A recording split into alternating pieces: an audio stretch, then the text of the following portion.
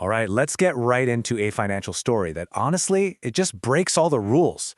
It's a story that proves success with money has almost nothing to do with how smart you are and everything to do with something completely different. So meet two guys from completely opposite worlds. First, you've got Ronald Reed, a high school grad who spent his life as a janitor and a gas station attendant. Super humble guy. And then you have Richard Fiscone. We're talking Harvard MBA, top executive at Merrill Lynch, living the absolute high life. One guy had zero credentials for success. The other had, well, all of them. But here's the twist. When Ronald Reed, the janitor, passed away at 92, the world found out he had a secret.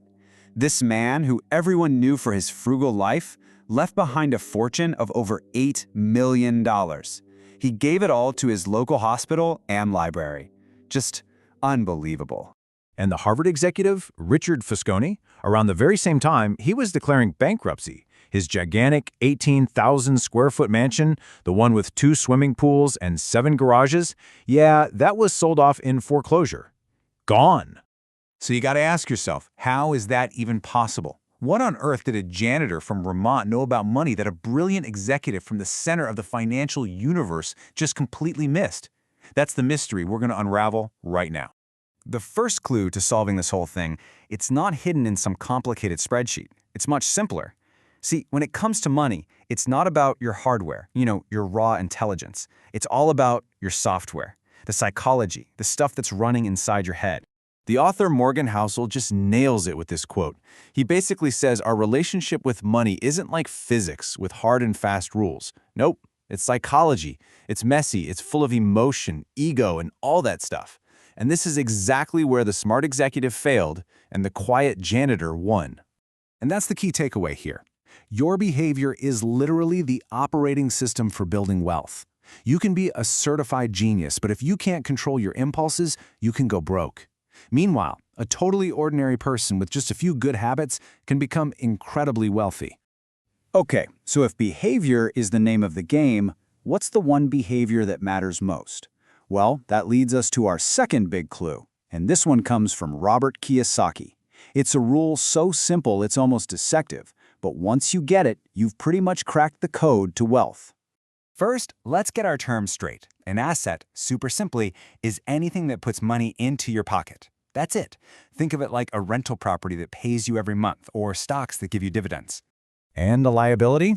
Well, you guessed it, it's the exact opposite. It's anything that takes money out of your pocket. Your car payment, your credit card debt. Not stuff. Simple, right? But this distinction is everything. And this is where you see the two paths diverge. Wealthy people, like our friend Ronald Reed, they spend their lives quietly buying assets. Then, the money from those assets pays for everything else. But most other people, even high earners like Richard Fiscone, they focus on their paycheck to buy liabilities that they've been taught to think are assets. And this behavior leads to what Kiyosaki famously called the rat race. You know the drill. You get a raise, so you buy a bigger house or a nicer car. But now your expenses are higher, so you're trapped. You have to work even harder. More money doesn't bring freedom. It just builds you a bigger, fancier cage. So, if the rule is just buy assets, why doesn't everybody just do that? Well, this brings us to the big twist. And the twist is that our own minds are setting psychological traps for us. The biggest trap? It's our ego. We're social animals, right? We want respect, we want admiration, and we think that buying flashy stuff is the way to get it. But as Morgan Housel points out, we're totally wrong about that.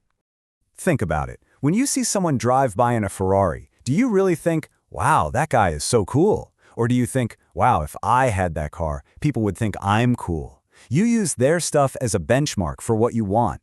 You're not admiring them, you're just putting yourself in the driver's seat. And this gets to the huge difference between being rich and being wealthy. Being rich is loud, it's visible, it's the big paycheck and the fancy car. But true wealth is silent. It's the money you didn't spend. It's the car you didn't buy. It's the assets in the background giving you freedom and control over your life. So here's the paradox. The more you try to look rich by spending your money, the less likely you are to ever actually become wealthy. Chasing the appearance of wealth is the fastest way to destroy it. So what's the solution? What's the master key that lets you avoid these traps and finally solves the mystery of our janitor and our executive? The answer is hidden in the story of a guy named Rick Guerin. Now, Rick was basically the third Beatle of investing. He was every bit as brilliant as his partners, Warren Buffett and Charlie Munger. But he had one big problem. He was in a massive hurry to get rich. So when the market took a nosedive in the 70s, Guerin was leveraged to the hilt with debt. He got margin called and had to sell all of his stocks at the worst possible time to Warren Buffett, of all people. He was completely wiped out. Not because he wasn't smart, but because he couldn't survive. He couldn't stay in the game. And that brings us to the ultimate financial superpower. It's not being a genius. It's not about getting the highest returns. It is simply survival. You have to be able to stick around long enough for your good decisions to pay off, and you have to avoid ruin at all costs. The way you survive is by building what the great investor Benjamin Graham called a margin of safety. Really, you can just think of it as room for error. It means you build a plan that works even if the future doesn't go exactly the way you hope. And building this room for error isn't about being afraid. It's about being unbreakable. It means having some slack in your budget. It means not having a rigid timeline for your goals. It means planning for lower returns so you're pleasantly surprised when things go well. It's the buffer that lets you ride out the storms. Which brings us all the way back to our janitor and our executive. Ronald Read wasn't a genius investor, but his plan was unbreakable. His simple life gave him a massive margin for error. Richard Fuscone was brilliant, but his financial life was fragile. So the question to ask yourself is this: is your plan built to shoot for the moon, or is it built to survive?